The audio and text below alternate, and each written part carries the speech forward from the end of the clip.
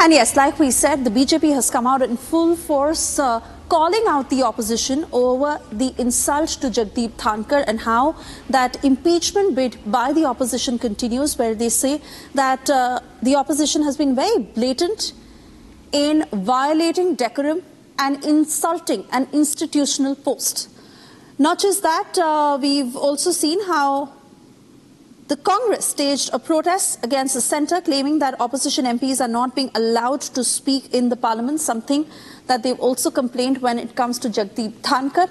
On the other hand, the BJP continues to question the Congress on its link with George Soros, a similar poster war that was countered by the BJP to the Congress, where they had held the Modi-Adani link that they continue to raise, the BJP questioning them on the link with Soros. Let's listen in to the latest responses.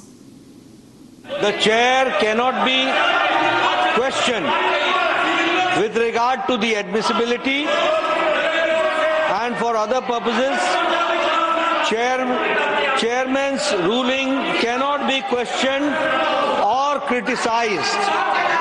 To do so, Sabhapati ji, to do so is contempt of the house and the chairman.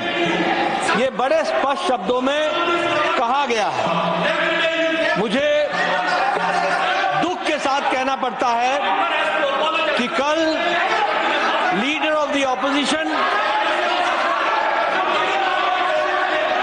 Shri खड़गे जी, जो बहुत senior leader हैं, वयोवृद्ध नेता हमारे, जो बहुत ही तजुर्बेकार हैं, उन्होंने एक प्रेस कॉन्फ्रेंस करके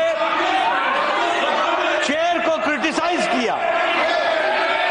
ये बहुत ही आपत्तिजनक है। दिस इज ऑब्जेक्शनेबल, ये कंडेमनेबल है, ये निंदनीय है और ये गलत परंपरा को रास्ता दिखाता है।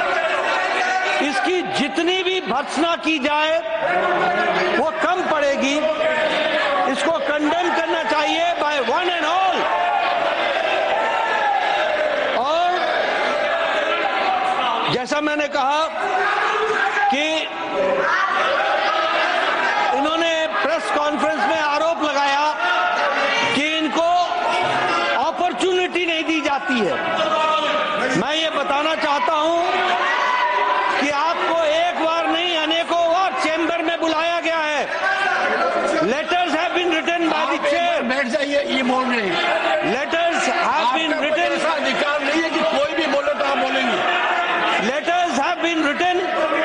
आप यहाँ भी बोलेंगे, बाहर भी बोलेंगे, मर्जियों जैसे बोलेंगे, सुना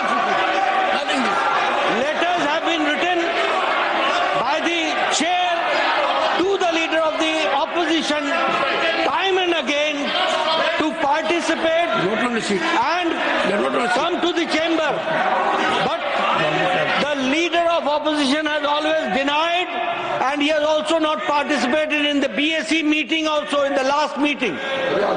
ये बताता है कि प्रजातांत्रिक परंपराओं की व्यवस्थाओं में कितनी आपकी रुचि है और कितना आप उसका आदर करते हैं।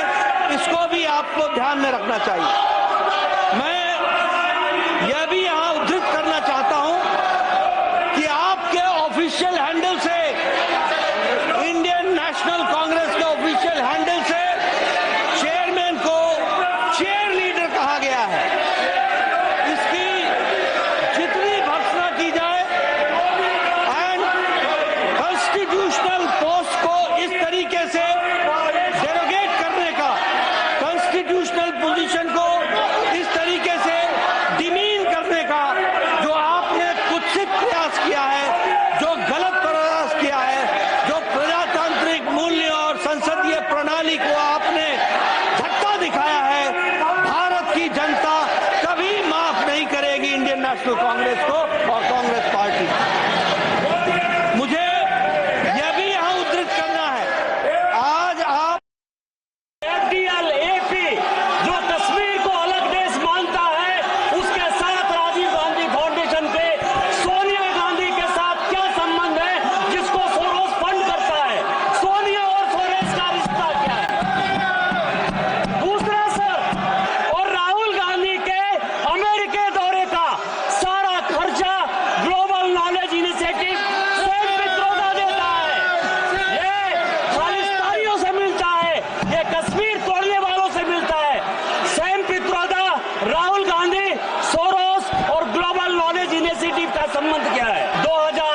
से लेके 2014 तक पूरा शेयर मार्केट से सोरोस पैसा लेता रहा।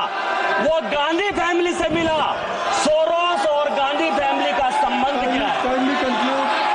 मेरा चौथा सवाल सर, राजीव गांधी फाउंडेशन को सबसे ज्यादा पैसा सोरोस ने दिया। सोरोस जो है मनोज भार्गव, हंस फाउंडेशन और रॉकफेलर फाउंडेशन और किंगन के साथ ब्लैक मनी को व्हाइट मनी कर रहा है। राजीव गांधी फाउंडेशन के साथ सोरोस का रिश्ता क्या है? मनोज भार्गव के साथ राहुल गांधी फाउंडेशन का रिश्ता क्या है? हंस फाउंडेशन के साथ राहुल गांधी का रिश्ता क्या है? सोनिया गांधी का रिश्ता क्या है? पांचवा सर, मेरा पांचवा सवाल सर, कि सोरोस ने foreign works, face work, song fund, एस्पेडा फंड, इस तरह के फंड बनाए। वो सारे